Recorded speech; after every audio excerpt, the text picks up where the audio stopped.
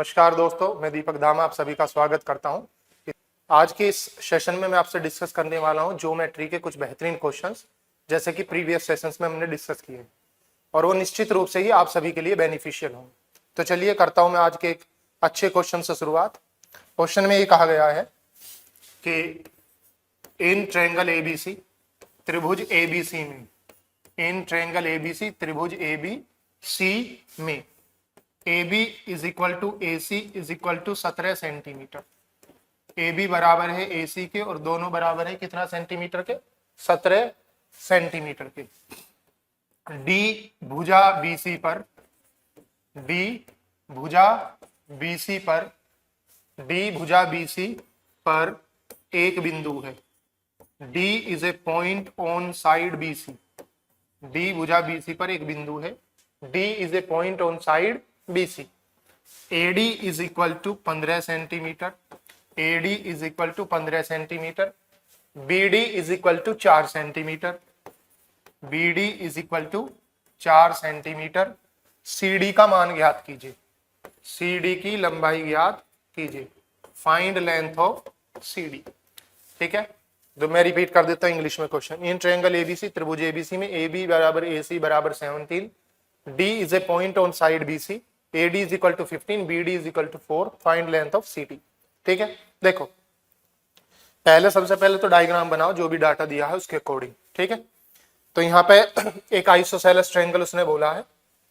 इसके मैं सॉल्यूशन की बात करूं, यहाँ पर कैसा ट्रायंगल बोला है? ABC, और ABC कैसा ट्रायंगल? आइसोसेलेस ट्रायंगल है, मतलब कि समद्विबाहु त्रिभुज है।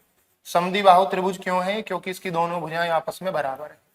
अब इसने कहा है कि BC पर एक पॉइंट D है, BC पर एक पॉइंट D है, और AD की लंबाई कितनी दी गई है? यहाँ पर AD की लंबाई है 15 और BD की लंबाई कितनी है? 4। हमें CD की लंबाई निकालनी है। तो मेरी बात सुनना ध्यान से सभी लोग, सॉल्यूशन की मैं इसकी बात करता हूँ, सभी लोग मेरी बात ध्यान से सुनना। ठीक है, देखो बहुत सारे स्टूडेंट क्या करेंगे, BD 4 है तो CD को भी वो 4 मान लेंगे, क्योंकि यहाँ पे AB बराबर AC दे रखा, तो वो समझेंगे कि समद्विबाहु त्रिभुज है, आइसोसेलेस ट्रायंगल है, तो ये BD 4 तो CD भी 4 होगी। लेकिन वो तब होता है अगर मैं परपेंडिकुलर ड्रॉप कर, तो ऐसा तो कहा नहीं गया कि AD परपेंडिकुलर है किस पर? BC पर। कोई सोचेगा ये 17 है, ये 15 है, तो ये 8 होनी चाहिए, तो ये भी 8 होनी चाहिए। वो भी तभी होता जब परपेंडिकुलर होता। तो ये तो ऐसी एक जनरल लाइन है, नॉर्मल लाइन, जिसमें ये AB और AC 17 है, ये 15, ये 4 और CD की लेंथ निकाल ली है। तो मैंने आपको बताया है कि अगर त्रिभुज की कोई भी भुजा की लेंथ निकालनी हो, पिछले सेशन में हमने बात की थी, तो कोसाइन फॉर्मूले का हम यूज करते हैं। कौन से फॉर्मूले का यूज करते हैं? कोसाइन फॉर्मूले। तो मैंने इसको थोड़ी देर के लिए x मान लिया, CD को क्या मान लिया? x मान लिया। अब मैं कोसाइन फॉर्मूला यूज कर सकता हूं, या तो ADC और ABD में यूज कर लूं, या ABC ट्रायंगल में और ABD में यूज कर लूं। हम प्रेफर करते हैं आइसोसेलेस ट्रायंगल में कोसाइन फॉर्मूला लगाना। तो इसमें आइसोसेलेस ना समद्विबाहु त्रिभुज, तो यहाँ पे समद्विबाहु त्रिभुज कौन सा? ABC। तो त्रिभुज ABC में मैं अगर कोसाइन फॉर्मूला यहाँ पर यूज कर दूं, समद्विबाहु त्रिभुज में मैंने यहाँ पर कोसाइन फॉर्मूला अप्लाई किया, कोसाइन फॉर्मूले का यूज किया। कौन से ट्रायंगल में? समद्विबाहु त्रिभुज में मैं कोसाइन फॉर्मूले का अगर यूज करता हूं ट्रायंगल ABC में, है ना, कौन से एंगल के रेस्पेक्ट में कर रहा हूं? किस एंगल के रेस्पेक्ट में? एंगल C के रेस्पेक्ट में मैं ऐसा कर रहा हूं, एंगल C के रेस्पेक्ट में ऐसा मुझे करना है। ठीक है, तो मैं ऐसा बोल सकता हूं कि कोस C बराबर, आपको पता है जब भी कोसाइन फॉर्मूला लगाते हैं तो सामने वाली साइड का स्क्वायर माइनस होता है, बाकी दो के स्क्वायर का सम लेते हैं। ठीक है, तो C के ऑपोजिट है AB, ट्रायंगल ABC में C के ऑपोजिट कौन है? AB। तो AB को छोड़ दे, उसका वर्ग घटाएंगे, बाकी दोनों के वर्गों का योग, तो 17 का स्क्वायर लेंगे प्लस x प्लस 4 का स्क्वायर लेंगे माइनस 17 का स्क्वायर लेंगे डिवाइडेड बाई 2 गुणा 17 गुणा x प्लस 4, 2 गुणा 17 गुणा x प्लस 4, आप इसको ले लें। ठीक है, अब इसी तरह देखो मुझे वैल्यू x की निकालनी है, क्योंकि CD को मैंने x लेट किया है, तो x की वैल्यू तो तब निकलेगी जब कोस C का मान पता होगा। तो अब हमें किसी तरह कोस C का मान कैलकुलेट करना। मुझे एक चीज बताओ, क्वेश्चन में ये कहा गया है कि AB बराबर है किसके? AC के, इसलिए एंगल B और एंगल C दोनों आपस में बराबर होंगे। इसका मतलब मैं ये कह सकता हूं कि कोस B और कोस C दोनों का मान भी बराबर होगा। तो मैं कोस B की वैल्यू निकालूंगा ऐसे ट्रायंगल में जिसकी तीनों भुजाएं पता हो, तो मैं कोस B का मान निकाल लूंगा ट्रायंगल ABD में। तो ट्रायंगल ABD में मैं अप्लाई कर रहा हूं कोस B, ट्रायंगल ABD में मैं अप्लाई कर देता हूं कोस B, तो कोस B की वैल्यू आ जाएगी, फिर वही बात कि जो भी एंगल लेते हैं उसके सामने की भुजा का स्क्वायर माइनस करते, बाकी दोनों के स्क्वायर का सम। तो यहाँ पर हम लेंगे 17 square plus 4 square minus 15 square divided by 2 गुणा 17 गुणा 4। आपको पता है कोसाइन फॉर्मूले में क्या करते हैं, आप जानते हैं कोस बी और कोस सी दोनों बराबर हैं, क्योंकि एंगल बी और एंगल सी बराबर है तो उनकी कोसाइन वैल्यू भी बराबर होगी। तो मैं इसको इस तरह से लिख सकता हूं, देखो आप जानते हैं कि कोस बी बराबर किसके है, कोस सी के, ये आपको पता है पिछले रिजल्ट से, है ना। और ये देख लो क्या आपने लिखा है, कोस बी की वैल्यू क्या लिखी है, 17 स्क्वायर प्लस एक्स प्लस 4, है ना, माइनस 17 स्क्वायर। तो कोस बी की वैल्यू तो आपने लिखी है 17 स्क्वायर प्लस एक्स प्लस 4 का whole square minus 17 square divided by होगा इनके प्रोडक्ट का 2 गुना, जिनका सम किया है, 2 गुणा 17 गुणा एक्स प्लस 4, 2 गुणा 17 गुणा एक्स प्लस 4। कोस सी की वैल्यू लिखी है 17 का स्क्वायर प्लस 4 का स्क्वायर माइनस 15 का स्क्वायर डिवाइडेड बाई 2 गुणा 17 गुणा 4। अब कैलकुलेशन करनी है आपको, देखो जल्दी से जल्दी कैलकुलेशन आपको करनी है। देखो 2 से 2 कैंसिल, 17 से 17 कैंसिल, यहाँ पे 17 स्क्वायर से 17 स्क्वायर कैंसिल हो जाएगा, x प्लस 4 का होल स्क्वायर है, नीचे एक बार x प्लस 4 है, तो आप इसको सिंप्लीफाई करेंगे तो यहाँ पर वैल्यू बचेगी x plus 4 is equal to 17 का स्क्वायर 289 होगा, 15 का स्क्वायर 225, ये 289 है, ये 225 है, 289 में से 225 घटाएंगे, है ना, तो कितना बचेगा, 289 में से ये घटाएंगे तो कितना बचेगा, यहाँ पर बचेगा 64, 64 और 4 का वर्ग क्या हो जाएगा प्लस 16, तो ये 80 हो जाएगा, 80 को 4 से भाग देंगे तो वैल्यू आ जाएगी 20, 4 को उधर माइनस कर दो तो x की वैल्यू कितनी होगी 16, तो ये x की वैल्यू कैलकुलेट होगी, मतलब CD की वैल्यू कितनी है 16 आई। अगर आप ट्रायंगल ABC में यूज ना करते तो ADC ट्रायंगल में यूज करके भी x की वैल्यू 16 ही कैलकुलेट होती। तो ये एक अच्छा क्वेश्चन था, किस पर बेस्ड था, कोसाइन फॉर्मूले पर आधारित था ये क्वेश्चन। समझ में आई बात आप सभी को। चलिए अगला क्वेश्चन करते हैं, बहुत अच्छा क्वेश्चन है, नेक्स्ट क्वेश्चन भी। अगला जो क्वेश्चन है बहुत ही लाजवाब और बेहतरीन क्वेश्चन है, जो नेक्स्ट क्वेश्चन है उसकी हम बात कर लेते हैं। देखिए नेक्स्ट क्वेश्चन में क्या कहा गया है, देखिए क्वेश्चन नंबर 2 की मैं बात कर रहा हूं।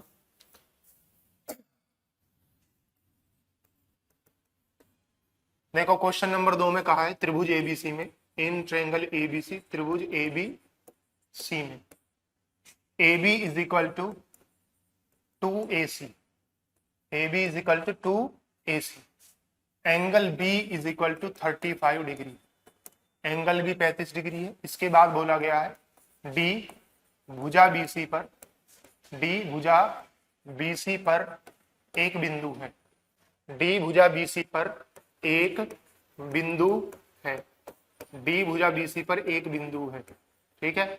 इसके बाद बोला गया है BD is equal to 8 centimetre, BD is equal to 8 centimetre, CD is equal to 4 centimetre कहा गया है, BD 8 सेंटीमीटर है, CD 4 सेंटीमीटर है, angle ADC, angle ADC is equal to 60 degree है, 60 डिग्री है। फाइंड एंगल A, कोण A का मान ज्ञात कीजिए, फाइंड एंगल A, कोण A का मान ज्ञात कीजिए। ये क्वेश्चन हमें करना, बहुत ही अच्छा क्वेश्चन है, सुन बहन सबसे ज्यादा। देखो सबसे पहले तो आप जो भी डाटा दिया उसके आधार पर एक ट्रायंगल यहाँ पर बना दो। उसने कहा कि ट्रायंगल है ABC, तो त्रिभुज ABC आपने बना दिया, ABC आपने ट्रायंगल बनाया। नेक्स्ट लिखा है AB is equal to 2AC, AB जो है AC का 2 गुना है। अगर आप AC को 1 मान ले थोड़ी देर के लिए, AC की वैल्यू क्या मान ले 1, तो AB की वैल्यू कितनी आ जाएगी 2 आ जाएगी, तो इसकी वैल्यू 1 है AC की और AB की वैल्यू 2 है, AB की वैल्यू कितनी है 2। फिर नेक्स्ट स्टेटमेंट में कहा गया है angle B is equal to 35 degree, angle B कितना डिग्री है 35 डिग्री है, तो एंगल B की वैल्यू 35 डिग्री रख दी। उसके बाद कह रहा D is a point on side BC, भुजा BC पर D क्या है एक बिंदु है, तो D हमने भुजा BC पर एक बिंदु ले लिया और कितना डिग्री है, ठीक है, ये एक बिंदु ले लिया D, और एंगल ADC कितना डिग्री दिया 60 डिग्री। इसके अलावा एक और डाटा BD कितना सेंटीमीटर है 8 सेंटीमीटर है, और CD कितना सेंटीमीटर 4 सेंटीमीटर। हमें एंगल A की वैल्यू कैलकुलेट करनी है। देखो मेरी बात सुनो, इसमें कौन सी थ्योरम या कौन सा फॉर्मूला यूज हुआ होगा, देखो मेरी बात सुनो, आपने एंगल बाइसेक्टर थ्योरम पढ़ी होगी, कोण समद्विभाजक प्रमेय। कोण समद्विभाजक प्रमेय क्या बोलती है कि त्रिभुज की 2 भुजाओं का जो रेशो होगा एंगल बाइसेक्टर सामने वाली भुजा को उसी रेशो में बांटेगा। उल्टा भी बोल सकते हैं, इंग्लिश में बोले angle bisector divides opposite side in the same ratio in which two sides of the triangle will be. ठीक है, कहने का मतलब ये है अगर इन दोनों का जो रेशो है यहां पे भी वही रेशो है तो ये वर्टेक्स से खींची गई लाइन एंगल बाइसेक्टर होगी। देखो ए बी और ए सी का रेशो कितना है, 2:1 है। बी डी और सी डी का रेशो भी कितना है, 2:1 है। तो रेशो बराबर है। ये रेशो अगर बराबर हो जाए, त्रिभुज की भुजाओं का जो रेशो हो, सामने वाली भुजा भी उसी रेशो में बट जाए, ऑपोजिट साइड भी उसी रेशो में डिवाइड हो, तो वर्टेक्स से खींची गई जो लाइन होगी वो एंगल बाइसेक्टर का काम करती है। किसका काम करती है, एंगल बाइसेक्टर का। अगर एडी एंगल बाइसेक्टर है, पक्का एंगल बाइसेक्टर है क्योंकि ये रेशो बराबर है, तो ये एंगल 35 है, ये एंगल 60 है, तो ये एंगल कितना हो जाएगा 25 डिग्री। ये एंगल कितना हो जाएगा 25। जब ये एंगल 25 है तो ये एंगल भी कितना डिग्री हो जाएगा 25 डिग्री हो जाएगा। इसलिए एंगल ए की वैल्यू कितना डिग्री आई, 50 डिग्री आई। कितना डिग्री आई एंगल ए की वैल्यू, 50 डिग्री। बहुत अच्छा बेहतरीन क्वेश्चन था, एकदम लाजवाब। ठीक है, तो जिसको समझ में ना आया हो दोबारा देख लेना एक बार इसी क्वेश्चन को। चलिए नेक्स्ट क्वेश्चन की तरफ मैं मूव करूंगा। अगला क्वेश्चन हम डिस्कस करेंगे, बहुत अच्छा बेहतरीन क्वेश्चन करेंगे नेक्स्ट वीक। देखिए क्या कहा गया है नेक्स्ट क्वेश्चन। देखो नेक्स्ट क्वेश्चन में ऐसा कहा गया है, क्वेश्चन नंबर 3। क्वेश्चंस को इनको अपने नोटबुक में लिखते जाना, इनके सॉल्यूशन को भी लिखना। समझ में आई बातें? प्रीवियस ईयर के क्वेश्चन है, अच्छे क्वेश्चन है, बेहतरीन क्वेश्चन है। साथ साथ में ये भी बता रहा हूं आपको कि किसमें कौन से कॉन्सेप्ट का यूज किया गया है। अगले क्वेश्चन में ये कहा गया है त्रिभुज एबीसी में in triangle ABC angle B is equal to 90 degree. Angle B कितना डिग्री है, 90 डिग्री है। इसके बाद कहा है एडी कोण समद्विभाजक है। एडी कोण ए का समद्विभाजक है। AD is angle bisector of angle A. AD कोण ए का समद्विभाजक है। AD is angle bisector of angle A. AD कोण ए का समद्विभाजक है। इसके बाद कहा गया है BE perpendicular to AC. BE perpendicular है किस पर, एसी पर परपेंडिकुलर है। और इसके बाद डाटा में ये कहा है बीई की जो लंबाई है, बीई की लंबाई है 3 सेंटीमीटर। बीई की लंबाई कितनी है, 3 सेंटीमीटर है। इसी तरह जो सीई है, सीई उसकी लंबाई है 4 सेंटीमीटर। सीई की लंबाई कितना सेंटीमीटर, 4 सेंटीमीटर। तो हमें एसी की लंबाई ज्ञात करनी है। Find length of AC. AC की लंबाई ज्ञात करनी है। एसी की क्या लेंथ होगी ये कैलकुलेट करना है। मैं रिवाइज कर देता हूं क्वेश्चन को। In triangle BABC angle B is equal to 90 डिग्री। AD is angle bisector of angle A. AD is angle bisector of angle A. BE perpendicular to AC. BE AC पर परपेंडिकुलर है। BE is equal to 3, CE is equal to 4 and find AC. ठीक है, देखो question में जो data दिया उसके हिसाब से सबसे पहले डायग्राम हम ड्रॉ कर लेंगे। तो यहाँ पे कहा गया है एक ट्रायंगल है एबीसी। ट्रायंगल एबीसी में एंगल बी कितना डिग्री है, 90 डिग्री है। एंगल बी कितना डिग्री है, 90 डिग्री। और ये दे दिया यहाँ पे। अब उसने कहा है एडी जो है एंगल बाइसेक्टर है। एडी एंगल बाइसेक्टर है। एंगल बाइसेक्टर होने का मतलब अगर ये एंगल थीटा होगा तो इस तरफ भी एंगल कितना बनेगा, थीटा बनेगा। इसके अलावा एक और चीज यहाँ पे कही गई है कि बीई परपेंडिकुलर है किस पर, एसी पर। तो ये मैंने बीई परपेंडिकुलर कर दिया एसी पर ड्रॉ। बीई की लंबाई 3 है और सीई की लंबाई कितनी है, 4 है। और हमें एसी की लंबाई ज्ञात करनी है। बहुत बेहतरीन क्वेश्चन है, बहुत अच्छा क्वेश्चन है। एक बार आपको इस पर ध्यान देने की आवश्यकता है। देखिए सुनिए ध्यान से मेरी बात। आप जानते हैं कि ट्रायंगल बीईसी की मैं बात कर रहा हूं। ट्रायंगल बीईसी कैसा ट्रायंगल है, एक राइट एंगल ट्रायंगल है, समकोण त्रिभुज।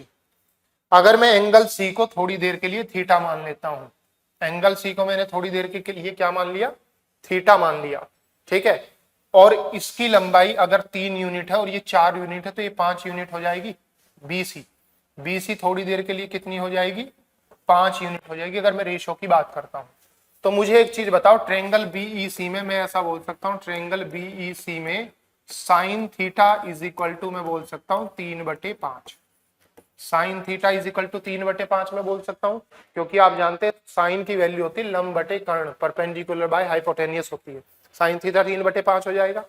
अगर मैं ट्रायंगल एबीसी की बात करता हूं, ट्रायंगल एबीसी की मैं बात करता हूं, क्योंकि ट्रायंगल एबीसी भी एक राइट एंगल ट्रायंगल है, समकोण त्रिभुज, आप समझते हैं इस बात को। तो आप ऐसा बोलेंगे बेटा sine theta is equal to क्या होगा, A B oblique A C हो जाएगा। Sine theta is equal to क्या हो जाएगा, ए बी ओब्लिक ए सी हो जाएगा। इसका मतलब इनका रेशियो आ जाएगा 3/5, क्योंकि साइन थीटा का मान 3/5 है। अब मुझे एक चीज बताओ, सोच समझ के मुझे ये बात बताना, बिल्कुल सोच समझ के ये बात बतानी है आपको। अगर मैं ये कह रहा हूं कि अगर ए बी बटे ए सी 3:5 है, मतलब इसका रेशो 3 यूनिट है और इसका रेशो कितना यूनिट है, 5 यूनिट है। ये रेशो 3 यूनिट है और ये रेशो कितना यूनिट है, 5 यूनिट है। तो यहां पे भी रेशो 3:5 बनेगा। यहाँ पे भी रेशो कितना बनेगा, 3:5 बनेगा। 3:5 बन जाएगा यहाँ पे भी रेशो। ठीक है, यहाँ पे भी रेशो कितना बन जाएगा, 3:5। अब ये 3:5 बन गया आपका रेशो। तो यहाँ पे टोटल यूनिट कितनी बनी, 8 यूनिट बनी। और ये सेंटीमीटर में कितना है, 5। ये सेंटीमीटर में कितना है, 5। लेकिन ये तो मैं छोटे ट्रायंगल के हिसाब से डिस्कस कर रहा हूं। अगर मैं बड़े ट्रायंगल के हिसाब से डिस्कस करता हूं, अगर मैं बड़े ट्रायंगल के हिसाब से डिस्कस करता हूं, ये 3 यूनिट है, ये 5 यूनिट है, तो ये भी 3:5 होगा। ये भी कितना होगा, 3:5 होगा। और इसके हिसाब से मैं देखता हूं, ये 3 यूनिट है, ये 5 यूनिट है, तो ये कितना यूनिट हो जाएगा, 4 यूनिट हो जाएगा। कितना हो जाएगा, 4 यूनिट हो जाएगा। 4 रेशो के बराबर हो जाएगा, क्योंकि राइट एंगल ट्रायंगल, ये 3, ये 5, ये 4। अब ये 4 बराबर सेंटीमीटर में किसके, 5 के। ये 4 यूनिट बराबर किसके हैं, सेंटीमीटर में, 5 सेंटीमीटर के बराबर है। 4 यूनिट बराबर 5 सेंटीमीटर के हैं। ठीक है, या ऐसा करो, देखो यहाँ पर 8 है, इसको 8 बनाने के लिए 2 की गुणा करेंगे, इसमें भी 2 की गुणा करनी पड़ेगी और इसमें भी 2 की गुणा करेगी। तो इस तरह से एसी कितना आ जाएगा, 10 आ जाएगा। समझे, देखो यहाँ पे बीडी बीसी 8 है, 3 और 5 8, और ये 4 यूनिट दिखा रहा है। तो इसको मैं 8 कैसे बनाऊंगा, 2 की गुणा करूंगा, तो इसमें भी 2 की गुणा करूंगा और इसमें भी 2 की गुणा करूंगा। तो इस तरह से एसी की वैल्यू कितनी आ जाएगी, 10 आ जाएगी एसी की वैल्यू। एसी कितना सेंटीमीटर आ जाएगा, 10 सेंटीमीटर आ जाएगा। तो इसमें भी किसका यूज किया हमने, एंगल बाइसेक्टर थ्योरम का यूज किया है इसके अंदर भी।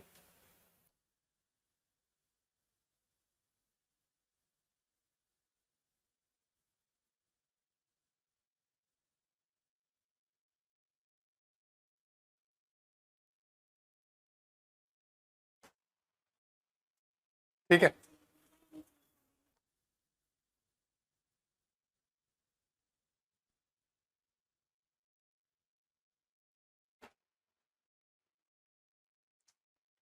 ठीक है। तो ये हो गया तीसरा क्वेश्चन। अब चलिए नेक्स्ट क्वेश्चन की तरफ बढ़ते हैं। अच्छा क्वेश्चन है, बहुत ही बेहतरीन। ठीक है, बहुत ही लाजवाब क्वेश्चन है। इसको करने की कोशिश करनी है आपको। समझ में ना आ रहा तो दोबारा देखना। ठीक है, चलिए नेक्स्ट देखिए। नेक्स्ट नंबर क्वेश्चन में क्या कहा गया, क्वेश्चन नंबर 4। क्वेश्चन नंबर 4 में क्या बात कही गई है, इस पे हम डिस्कस कर लेते हैं। बहुत ही अच्छा क्वेश्चन है, बिल्कुल लाजवाब और बेहतरीन क्वेश्चन है। देखिए क्या कहा गया है, दिए गए चित्र में, इन गिवन फिगर, दिए गए चित्र में, इन गिवन फिगर, दिए गए चित्र में एक चित्र दिया है। और चित्र किस प्रकार से दिया है, यहाँ पर एक ट्रायंगल दे दिया आपको एबीसी, एक ट्रायंगल दे दिया आपको ए बी सी, एक त्रिभुज दे दिया गया है। अब इस त्रिभुज में क्या किया गया है, एक लाइन ऐसे खींच दी गई है बीई, एक लाइन ऐसे खींच दी गई है सीडी, 2 लाइन खींच दी गई, एक लाइन बी और एक लाइन क्या खींच दी, सीडी। और ये पॉइंट ओ है, ये बिंदु क्या है, ओ है। अब यहाँ पे क्षेत्रफल दिया गया है। किस तरह से क्षेत्रफल दिया गया है, इसका क्षेत्रफल है जो है मतलब 5,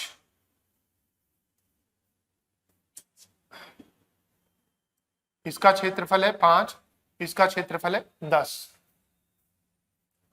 1 मिनट में, डाटा थोड़ा सा भूल रहा हूं, अभी मैं बताता हूं आपको। हाँ,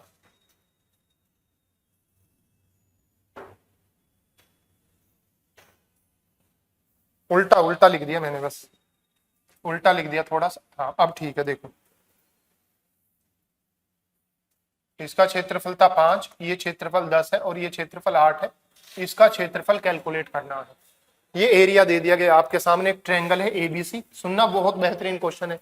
ये त्रिभुज है एबीसी, त्रिभुज एबीसी में क्या किया गया है, ट्रायंगल एबीसी में, ट्रायंगल एबीसी में 2 लाइन खींची गई है बीई और सीडी। ये 8 है, ये 10 है, ये 5 है, इसका एरिया हमें कैलकुलेट करना है।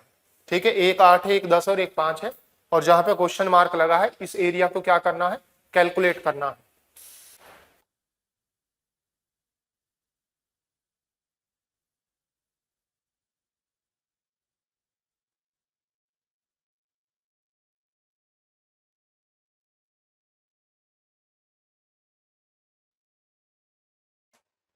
हाँ सुनो ध्यान से बातें। देखो, आपको एक रूल मैंने बता रखा कि जिस रेशो में क्षेत्रफल होता है उसी रेशो में आधार होता है, उसी रेशो में बेस होता है। ठीक है, और एक और चीज मैंने आपको बताई है, मास पॉइंट थ्योरम मैंने आपको पढ़ाई थी, मास पॉइंट थ्योरम, द्रव्यमान बिंदु प्रमेय। उसमें बताया था कि जिस रेशो में बेस होता है उसके ऑपोजिट रेशो में वेट होता है। ठीक है, मेरा कहने का मतलब क्या है, देखो समझना ध्यान से, अच्छा क्वेश्चन है। यहाँ क्षेत्रफल का रेशो 8:10 है, इसका मतलब 8 और 10 है क्षेत्रफल का रेशो, 8 और 10 है, ये क्षेत्रफल 8 है, ये 10 है, इसको मैं 4:5 लिख सकता हूं। तो आधार का रेशो भी क्या हो जाएगा, 4:5 हो जाएगा। अगर आधार का रेशो 4:5 है तो वेट का रेशो उल्टा होता है, जिस रेशो में डिस्टेंस होता है उसके ऑपोजिट वेट होता है। जिन बच्चों को मैंने पढ़ा दिया उनकी मैं बात कर रहा हूँ। तो यहाँ पर 5 kg वेट लिया जाएगा और यहाँ पर कितना kg वेट लिया जाएगा, 4 kg। क्लियर होगी बातें। अब चूंकि देखो सीडी जो एक लाइन है, इसको तराजू मानो आप, इसके एक सिरे पर 5 kg वजन है, दूसरे सिरे पर 4 kg वजन है, तो ये जो बिंदु ओ है, बिंदु ओ पर कितना kg वजन बन जाएगा, 9 kg। कितना kg वजन बन जाएगा, 9 kg वेट हो जाएगा यहाँ पर। यहाँ तक बात समझ में आ गई। ठीक है, एक्चुअली देखो इसमें ना तो हमें हाइट दे रखी, ना एंगल दे रखा, ना कुछ दे रखा, और हमें क्षेत्रफल निकालना है। तो क्षेत्रफल किस पर डिपेंड करता है, बेस के रेशो पर डिपेंड करता है। जिस रेशो में बेस होता है उसी रेशो में एरिया होता है। तो हमें यहाँ एरिया, बेस का रेशो निकालना है, एरिया अपने आप निकल जाएगा। ठीक है, यहाँ तक समझ में आई। दोबारा बताता हूँ, 8 और 10 है तो एरिया का रेशो 4:5 है, तो बेस का रेशो भी 4:5 होगा, वेट उल्टा होता है। तो यहाँ 5 kg इधर चला जाएगा, ये 4 kg इधर आ जाएगा। बीच में किसी भी लाइन पे कोई पॉइंट है तो वहां पर दोनों वर्टेक्स का टोटल वेट रखते हैं, 4 और 5, 9 kg यहाँ रख दिया। अब इनमें आओ, देखो ये 10 है एरिया इसका, इसका 5 है, तो एरिया का रेशो 2:1 है। एरिया का रेशो कितना है, 2:1। तो वेट का रेशो उल्टा हो जाएगा, यहाँ पर वेट 1 यूनिट हो जाएगा और यहाँ पर वेट कितना यूनिट हो जाएगा, 2 यूनिट। ठीक है, वेट का रेशो 1:2 बनेगा उल्टा, लेकिन वेट है कितना टोटल मास पॉइंट पर, 9 kg। तो 9 को आप 1:2 के रेशो में बांटेंगे, क्योंकि ये पॉइंट तो दोनों लाइन के लिए कॉमन है ना। तो अगर कोई पॉइंट दोनों लाइन के लिए कॉमन पॉइंट है तो दोनों के लिए कॉमन मास पॉइंट होगा, उतना ही वजन इंक्लूड होगा। मतलब इसके हिसाब से 9 है तो इसके हिसाब से भी 9 होना चाहिए वर्टेक्स पर यहाँ तो 3 बनना ना, 2 और 1 3, लेकिन है कितना, 9। तो 2 और 1 3 यूनिट बराबर 9 kg। 1 यूनिट की वैल्यू कितनी आएगी, 3 kg। तो इस तरफ वजन लेंगे हम 3 kg और इस तरफ वजन कितना लेंगे, 6 kg। इस तरफ वजन कितना kg ले लेंगे, 6 kg। ध्यान से समझना। अब सुनो, इसको भी आप उसी तरह देखो, ऐसी एक लाइन है, इसके एक वर्टेक्स पर 4 kg वजन है और बीच में एक बिंदु है, उस पर 6 kg वजन है। तो ए पर वजन मुझे चाहिए। तो हमेशा मैंने अभी आपको बताया, अगर कोई भी पॉइंट बीच में होगा तो बीच वाले पॉइंट पर टोटल वजन होगा दोनों वर्टेक्स का। बीच वाले पॉइंट पर दोनों वर्टेक्स का कैसा वजन होगा, टोटल वजन होगा। तो मेरा कहने का मतलब क्या है, मेरा कहने का मतलब ये है, यहाँ पर वजन 4 है, ई पॉइंट पर 6 kg वजन है, तो यहाँ पर वजन हो जाएगा 2 kg। कितना kg हो जाएगा, 2 kg। जिस रेशो में वेट होता है उसके ऑपोजिट में डिस्टेंस होता है। तो यहाँ पर 4 है, यहाँ पर 2 है, तो डिस्टेंस का रेशो आ जाएगा 4:2। इसको काट दो तो इसको लिखोगे आप 2:1।